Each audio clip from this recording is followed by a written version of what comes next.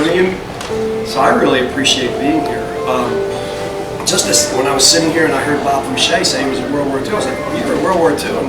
And I found that he flew 525 B-29s. He was the lead pilot. And this again before the Air Force was formed, right? That's right. He was in the Army. So, and then they gave me the magazine, the Air Force magazine, and I read it religiously. So this kid in my class that falls asleep, you know, and I started mentioning some of the stuff that I was reading in the magazine, and he immediately wakes up, and now he's telling me about radar that look down, shoot down, right? Yep. And he gets up and he starts teaching the class how the different types of radar, and how sometimes the radar can like the missile itself can have its own radar, or the plane can have the radar, and that actually calculates, like if the other plane's going this way, the radar directs the missile to intercept it ahead of it. So it's interesting, and he just stood up and started teaching the class, and I was like, wow. So I think the connection between education and what the Air Force group here is doing is an amazing thing, and really I'm very happy to come here each when I can make it. I didn't start teaching until I was 48 years old, and so I'm going to be 70 in August, and I'm not quitting teaching. Best job I've ever had in my life. Did you have to go to teaching school in college, or did they? I went to Stevens as an engineering major. So they gave you credit for that? Yeah, well, you have to make up any courses that you would need. So I had to take an advanced physics lab, a couple courses in it.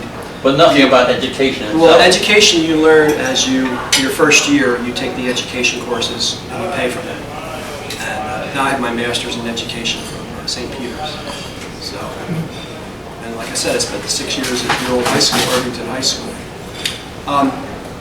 So the award is for STEAM, and of course the A stands for what? Art. Art, yes, and you know Keith Ferris with the art. We're finding out that science spills into a lot of other arenas. It doesn't just go into chemistry, biology, and physics.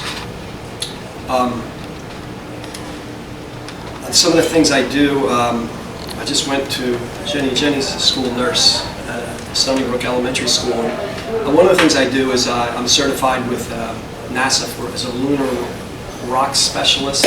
So when they went to the moon with the Apollo missions, they brought some lunar material back, some different samples of sand and different rocks that were on the moon.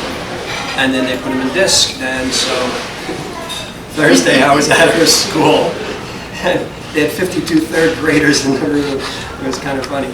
But we had the microscopes there, and the kids came up and were looking under the microscopes at the moon rocks. And that's really a joy when you see little kids taking interest in things and start asking you questions, and they're answering questions. And you can see the kids looking with a microscope, and they're spinning the disc around to look at the different types of soil. So, I mean, NASA does this to encourage young people, to get into science. And one of the things I think that really gives me a lot of joy is when I see girls get into science. I think that if you go back 100 years, that girls weren't really pushed into the sciences. It was more of a guy thing. And now you see girls taking leaderships. I mean, I've been to Fermi Lab twice, and you see women heading departments. And that's a real joy to me to see that women can do just as good a job of man, if not better. They're better mathematicians, generally speaking. I think they have attributes that make them better in certain areas of science. I think that their patience rewards them. There was a guy at Harvard who was the head of the astronomy department at Harvard. He had a male assistant. He said, "You're so bad," he says, "my maid could do a better job than you." So he fired the guy and hired his maid, and she did do a better job. And there were other women that he hired, and all of them became preeminent scientists in their own right. So the moon rocks, I do that. Another thing I do is that during the summer I take some kids to Rutgers, and they have a program at Rutgers where researchers that work at Rutgers at CERN, particle collider there, Wow. So for 2 weeks, we take the kids to Rutgers and we just immerse them in particle physics. And for like the first 2 days, they're just looking around, their just eyes are glazed over. And by the end of the 2 weeks, they're doing the same calculations that the researchers do at CERN. They're finding, the Higgs boson was the most recent particle, the God particle that they found at CERN, I think in 2012. And so to take these kids out of a high school setting and expose them to stuff they never would have had, that's another thing that I'm looking forward to going to Rutgers for 2 weeks. Another thing I do is we have a telescope and I have star parties and I have the kids come by at night and we look at different things through the telescope and show the kids how to use the telescope. I'm trying to think, I had the speech written down. You're doing fine. Yes, but I know that the Air Force has all these acronyms, so I wanted to quiz you. So what's ISNR? Intelligence, surveillance, reconnaissance. Yeah. Yes. And then C2BMC. Command, control, I don't know what the B is or the M. Battle management Okay. and communications. Yeah. Communications, yeah. That's why you need the Air Force magazine. It's got I all those know. acronyms. I'm reading. I'm like, what the heck? And I'm like, oh, I got to go back here. They have the acronyms are all over the place. But the use So of then there are ones that are not in there, like FUBAR. yeah, I know there's a bunch on there. I never thought of it. Right? You remember that one? No, but I can imagine. Got 2 O's, it's gotta be good. No. I know the first 2 letters, but I don't remember what is followed by them. Beyond all recognition. Okay. But another thing with science is as a science teacher, you like to keep up on current science and expose the kids to, like, what I do in the classroom is just a small piece of what happens. I think I do more stuff out of school than I do in school. And I think encouraging kids, and there's another program called Gifted and Talented where the kids will come to me and say, hey, I want to study this topic.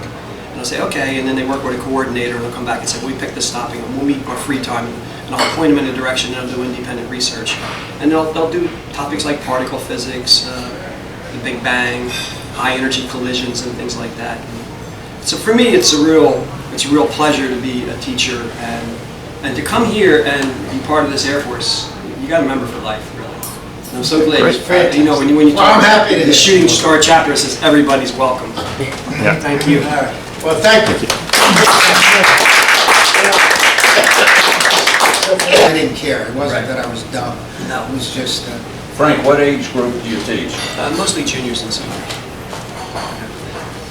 So, let me, since you did a good job with your discussion and presentation, we're going to give you the award. If Mr. Mack does a good job, we'll give him one too.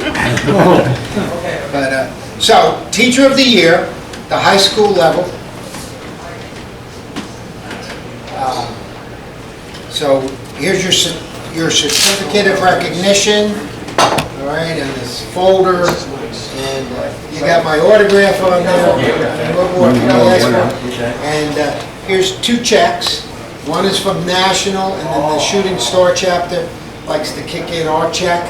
This is way beyond what I thought I was. Seriously. Thank you. Thank you. For what you do, it's for all you do. Look at the camera. Look at the camera.